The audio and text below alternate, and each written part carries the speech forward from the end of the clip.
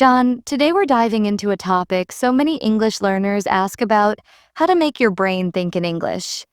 It sounds simple, but it's actually a big challenge for learners everywhere. So let's break it down together in a natural conversation. Absolutely, Annie. And honestly, this is one of the biggest milestones in language learning.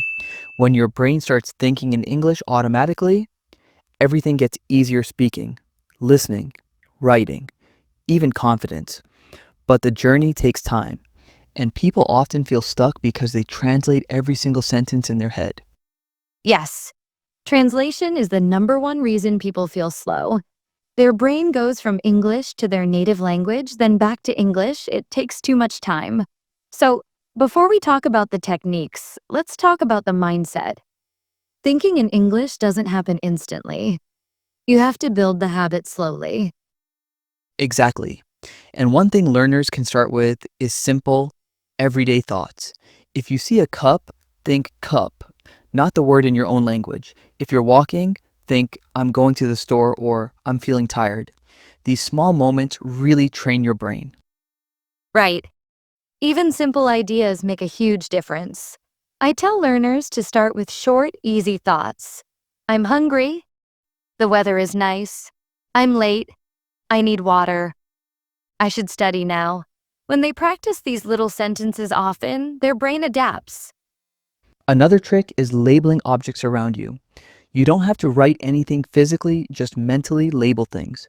Bed, chair, window, pan, shoes, floor, bag, bottle, mirror, light.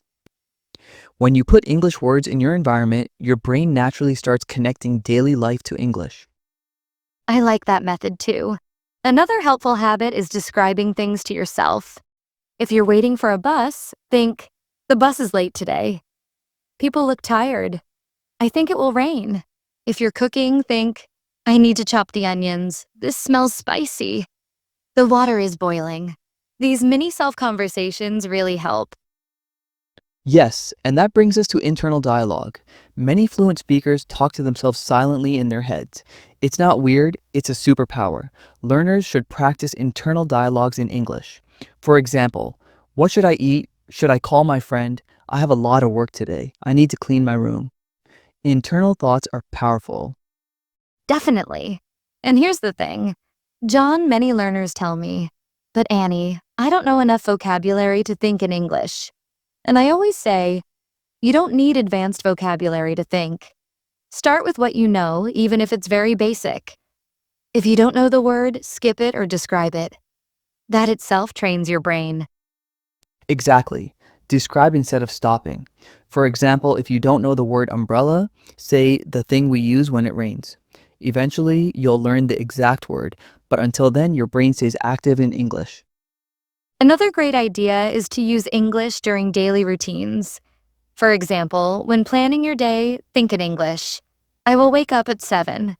I need to finish my work. I should call my mother. I want to exercise in the evening. Planning in English is a very practical trick. Yes, planning your day in English is amazing. One more thing that learners often forget: listening. Listening helps your brain create English patterns. If you listen to English podcasts, songs, and shows regularly, your brain starts picking up natural sentence structures. Listening is like feeding your brain. And don't forget reading. Even 5 minutes of reading daily can make your brain think in English. If you read simple stories or short articles, your brain becomes more comfortable with English structures and words. Exactly. And I want to add another technique: shadowing. That's when you listen to someone speaking English and repeat at the same time, like an echo.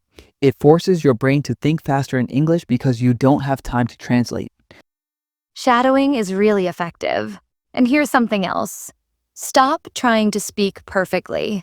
When people focus on perfection, they translate because they fear mistakes. But when you allow mistakes, your brain becomes more flexible. Thinking in English requires freedom. Absolutely. If you don't allow mistakes, you'll always translate first. So here's a small exercise for listeners. Describe what you're doing right now in short sentences. I am listening to a podcast. I want to improve my English. I am learning new ideas. I am focused. This builds thinking habits. That's great. And another fun method is imagination. Close your eyes and imagine simple scenes like you're at a supermarket, in a park, or at a restaurant. Then think in English. I want to buy vegetables. I'm looking at the menu. The waiter is coming. Children are playing. Your brain loves imagination.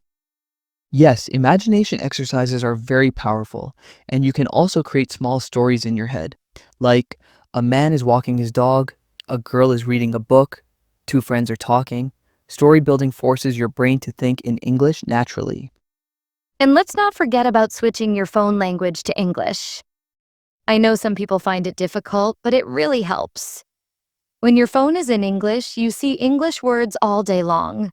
That helps train your brain, especially with common vocabulary like settings, messages, photos, calendar, camera, search, notifications. Yes, it's a great trick, but even if someone doesn't change the whole language, they can still switch small parts like using English apps, English subtitles, English voice assistant. All these things push your brain towards English thinking. Another thing I encourage learners to do is use English with themselves when making choices. For example, when choosing clothes, should I wear the black shirt or the blue one? When deciding dinner, do I want rice or pasta? When selecting a route, which road is faster? These everyday questions build natural thinking habits. That's so true, and people should also create mental lists in English. Things like chores, shopping items, goals, plans, reminders. For example, milk, eggs, bread, tomatoes, sugar, coffee, or clean the room, finish assignment, call the bank, read for 10 minutes, go for a walk. Horizontal lists train the mind to recall English quickly. Yes. And speaking of lists, word substitution is another technique. Take a sentence like, I am tired today, and change it into different versions in your head. I feel sleepy today. I don't have energy today. I'm not active today. This expands your English thinking ability. Exactly. And this also builds flexibility. Another thing people can do is surround themselves with English content. Even if they don't understand everything, their brain becomes familiar with English rhythm. This reduces translation over time. I completely agree. One more method is thinking in categories. For example, when you're in your kitchen, think of all the items in English: spoon, plate, pot, stove, fridge, knife, bowl. When you're outside, road, tree, sky, traffic, car, shops, people. This makes your mind connect English words with real places. And I want to mention affirmations too. Learners can say to themselves, I can think in English. English is becoming easier for me. I understand more every day. My brain is learning quickly. Positive statements actually help. Yes, mindset matters a lot. If you believe English is hard, your brain blocks itself. But if you believe you can learn, your brain opens up.